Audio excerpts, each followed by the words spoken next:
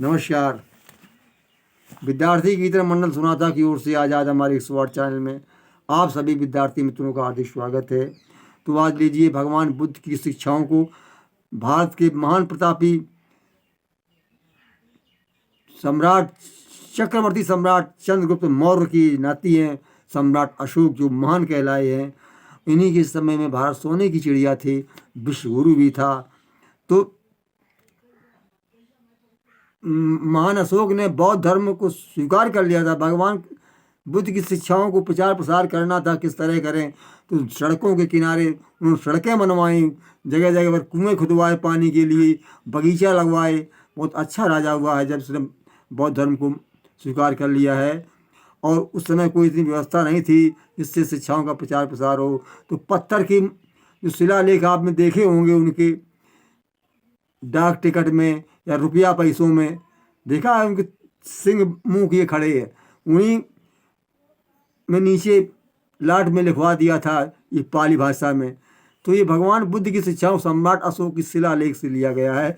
तो कुछ शिक्षाएं हम दो चार आपको देंगे। तो उसमें क्या भगवान बुद्ध ने क्या कहा है, जिसे सम्राट अशोक ने लिखवाया है कि इदं न किंच जीवम आरभित्या प्रजूहितव्यम और न चा समाज कर्तव्यो, कि यहाँ किसी भी जीव को मारकर होम नहीं किया जाएगा, नहीं किया जाना चाहिए। और न इंद्रियों की विषयों में आसक्ति को बढ़ावा देने वाला उत्सव भी नहीं करना चाहिए। भगवान बुद्ध का ये कथन है कि यहाँ किसी जीव को मारकर होम आदि नहीं किया जाना चाहिए और इंद्रियों के विषयों को आसक्त हो करके बढ़ावा देने वाला उत्सव भी नहीं करना चाहिए। दूसरी शिक्षा भगवान बुद्ध ने यह दी कि साधु मातार चा पितर चा शुश्रूषा प्राणाम साधु अनारंभो अपव्यता अपभ्रन्नता साधु। ये पाली भाषा है।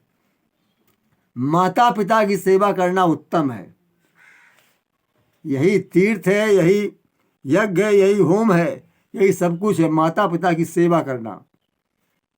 और प्राणियों की हत्या न करना ही उत्तम है, उनकी रक्षा की जाए और फिजूल खर्ची ना किया जाए। आरंभो अपव्यता, फिजूल खर्ची जो है ये न किया जा करना चाहिए। और कर्म संचय करना, कम संचय करना ही उत्तम है। थोड़ा ही जोड़ कर रखो, ये नहीं ने खा पी सको सब कुछ कंजूस बन के रख लो।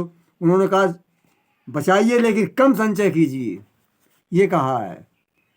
अब तीसरी इनकी बात है कि ए सही श्रेष्ठे कम्येया धम्मानुशासन अधम्म चरणोपि न भवति अशीलस्य। अब उन्होंने कहा ऐसे ही श्रेष्ठ कर्मी, श्रेष्ठ पाली भाषा में श्रेष्ठ कहा जाता है इसको है। तो जो धर्म का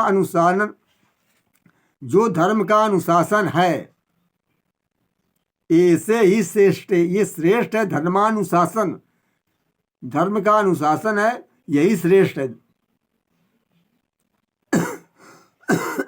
यही श्रेष्ठ कर्म है। कम्मे को कर्म कहा जाता है, ये पाली भाषा है कि ऐसे ही श्रेष्ठ कम्मे या धम्मानुशासन, धम्मा माने धर्म, अनुशासन धर्म का अनुशासन ही करना में रहना, ये श्रेष्ठ अच्छा कर्म है, उत्तम कर्म है। शील रहित व्यक्ति धर्म का आचरण नहीं कर सकता। जिसके अंदर शील नहीं है, सरलता नहीं है, पवित्रता नहीं है, वो कभी भी धर्म का आचरण नहीं कर सकता है। अब नंबर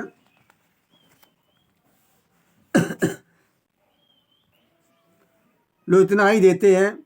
मैंने 3 उनके वचन दिए हैं और चौथा चलो 4 भी दे देंगे, कोई बात नहीं। इसमें फिर आगे लिखा है कि कायेन दुकले कयायेन दुकले अये आदि काले कया नशाम ते दुकलम कालेति काये कयायेन दुकले कयायेन दुकले। ये आदि काले कया नशा सो दुकलम कलेति। इसका अर्थ बताते हुए कहते हैं कि भलाई का काम करना कठिन होता है। भलाई का काम करना बहुत कठिन होता है। मनुष्य को भलाई करना चाहिए।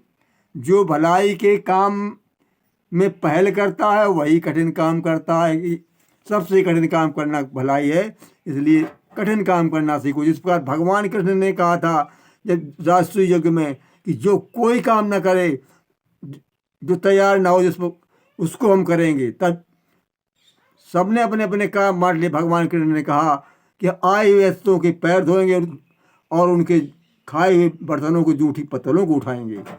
यही कठिन काम है। तो कठिन काम वह कठिन काम करता है जो भलाई की पहल करता है। अब आगे देंगे, बड़ा हो जाएगा।